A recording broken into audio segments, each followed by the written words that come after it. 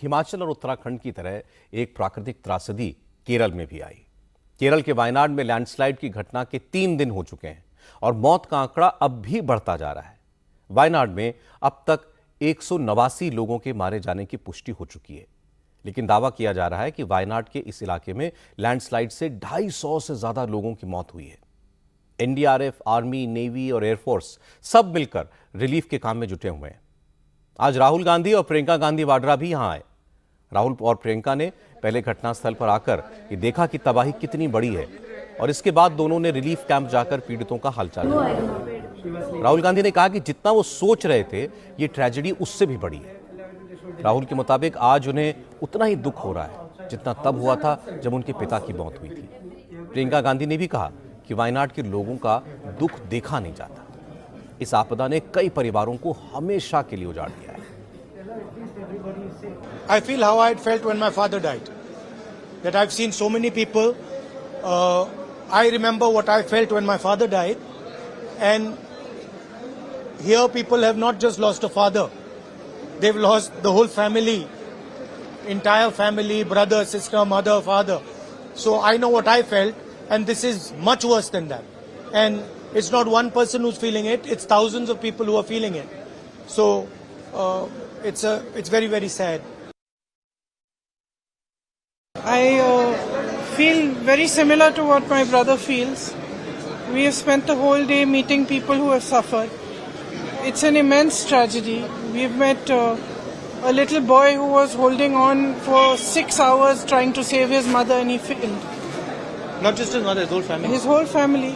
And he managed to save his grandmother, but he failed to save his mother. We can only imagine the kind of pain that people are suffering.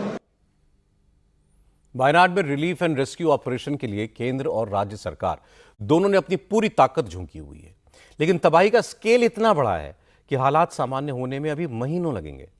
अभी तो मलबों से शवों को खोजने और अगर कोई जिंदा बचा हो तो उसे तलाशने का काम ही चल रहा है। आर्मी ने आज इस इलाके में 3 टेम्पररी ब्रिज बना दिए हैं। इसके बाद मलबे को हटाने में इस्तेमाल होने वाले भारी इक्विपमेंट भी उन गांवों में पहुंच गए हैं जहां अब तक पहुंचना मुश्किल था।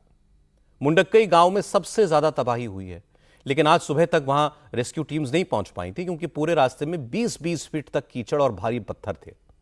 लेकिन आज जब इस गांव में रेस्क्यू टीम के साथ हमारे संवाददाता टी राघवन पहुंचे तो वहां का मंजर देखकर हैरान रह गए। आप राघवन की रिपोर्ट देखेंगे तो एहसास हो जाएगा कि सोमवार की रात इस गांव को मौत के सैलाब ने कितनी तेजी से अपने आगोश में लिया होगा।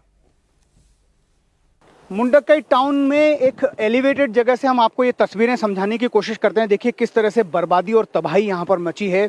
अब एक राहत की बात ये हो गई है कि टेम्परेरी ब्रिज बन जाने की वजह से जो बड़ी मशीनें हैं वो यहाँ पर राहत के लिए पहुँच चुकी है। ये जो जगह जहाँ पर आपको जेसीबी खड़ी हुई नज़र आ रही है, यहाँ पर ये पूरा मकान जो है वो पूरी तरह से यहाँ पर धाराशायी हो गया है। यहाँ पर कुछ भी नज़र नहीं आ रहा है। रेस्क्यू की एक बहुत बड़ी टीम यहाँ पर आप देख सकते हैं किस तरह से उन मकानों में जिंदगियों को ढूंढने की कोशिश में लगी हुई है, लेकिन ऐसा लगता नहीं है किसी भी सूरत में कि कम से कम 15 से 20 फीट मलबे में ये मकान जो हैं वो टूटकर गिरे हैं या दबे हुए हैं। ऐसे में यहाँ पर बहुत कम संभावनाएं इस बात की नज़र आ रही हैं कि कोई ज़िंदगी इसमें बची होगी। कितने लोग यहाँ से चले गए उसका कोई अंदाज़ा नहीं है, कितने लोग यहाँ पर छूट गए उसका भी कोई अंदाज़ा नहीं है।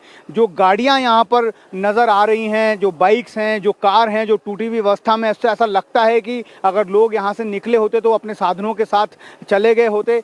अगर हम आपको एक तस्वीर यहाँ पर दिखाएं, एक बर्ड आई व्यू इसे कह सकते हैं, एक एलिवेटेड जगह से हम आपको ये दिखा रहे हैं ताकि इस सैलाब का पैमाना जो है, इस लैंडस्लाइड के पैमाने को हम एसेस कर सकें। आप देखिए किस तरह से जो पूरा का पूरा इलाका है मुंडक्कई टाउन का, मैं बिल्कुल उस टाउन के बीचों बीच यहाँ पर अभी खड़ा हूँ और ऐसे में मेरे चारों तरफ आपको यहाँ पर सिर्फ तबाही और बर्बादी नज़र आ रही है। हमें भी जहाँ पर मैं खड़ा हूँ यहाँ से कहा गया है कि नीचे जाना चाहिए क्योंकि ये जो जगह है वो भी सेफ नहीं है कभी भी, क्योंकि बिल्कुल एज पर ये मकान बना हुआ है उस सैलाब की चपेट में आए उन सारे हिस्सों से। तो इसलिए कहा जा रहा है कि ये भी हिस्सा जो है वो डेंजर जोन में है, इसीलिए हमें यहाँ से निकलना होगा। लेकिन उससे पहले हम आपको ये बताते चलें कि ये मुंडक्कई टाउन की तस्वीरें जो है इस बात की गवाही दे रही है कि जो लैंडस्लाइड था वो कितना खतरनाक था। जो लोग यहाँ पर रह गए होंगे उनकी क्या हालत हुई होगी।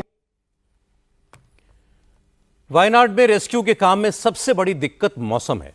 लगातार बारिश हो रही है, जिसकी वजह से रोड और पुल बनाने के काम पर असर पड़ रहा है। आर्मी की इंजीनियरिंग कोर की टीम ने फुटब्रिज बना दिया है, जिससे फंसे हुए लोगों को तो निकाला जा पा रहा है।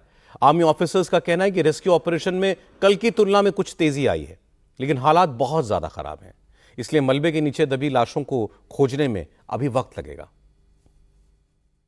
कल के मुकाबले आज काफ़ी हमारी ऑपरेशन में एफिशिएंसी बढ़ गई है और काफ़ी तादाद जो हमारी रेस्क्यू टीम्स हैं उनकी तादाद और नफरी बढ़ गई है। और ऑलरेडी हमारी पार्टीज़ 2 दिन से एरिया का छानबीन कर चुकी हैं। आज एक बार तीसरी बार उसी एरिया का छानबीन कर रहे हैं, क्योंकि कुछ एक बिल्डिंग्स हैं, हो सकता है उसमें रबल में अभी भी कोई सर्वाइवर या कोई बॉडी मिलने की चांस है, क्योंकि कुछ जगह वो अर्थ मूविंग इक्विपमेंट की ज़रूरत थी, जेसीबी की ज़रूरत थी, क्योंकि वो मैन्युअली वो इतने भारी पत्थर थे वो उठा नहीं पा रहे थे।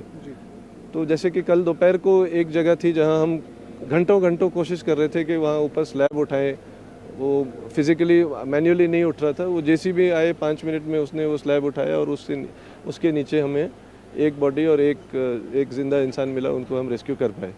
तो आज भी वो उसी कार्रवाई में अभी उसमें हम अपनी जो स्पीड है उसको और बढ़ा रहे हैं। इन एडिशन अगर आप अपना ध्यान डाउनस्ट्रीम ले जाएं तो इधर भी जी, अगर आप अपना कैमरा इधर डाउनस्ट्रीम ले जाएं, इधर भी कुछ पिछले कल काफ़ी बॉडीज़ 12-15 किलोमीटर नीचे तक मिली, बॉडीज और बॉडी पार्ट्स। तो आज हम इसके दाहिने और बाएं किनारे पे उसके साथ साथ सर्च करते हुए नीचे जा रहे हैं और एक पार्टी नीचे से भी ऊपर आ रही है, जिसमें कि कोस्ट गार्ड और हमारे जो फॉरेस्ट रेंजर्स हैं और कुछ आर्मी की सर्च पार्टीज यहाँ पर हैं।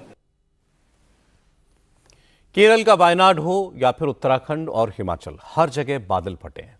अचानक तेज बारिश के बाद पहाड़ दरके, बड़ी बड़ी चट्टानें पानी के साथ बहती हुई आईं और जिंदगी को रौंदती चली गई। आर्मी, एनडीआरएफ, एसडीआरएफ, दूसरी एजेंसियों के जवान देवदूत बनकर आपदा प्रभावित लोगों की मदद कर रहे हैं।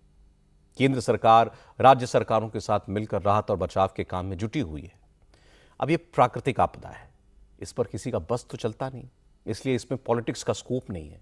लेकिन दूसरे राज्यों में जहां जहां बारिश के कारण पानी भरा, लोगों की जान गई, उस पर खूब सियासत हो रही है।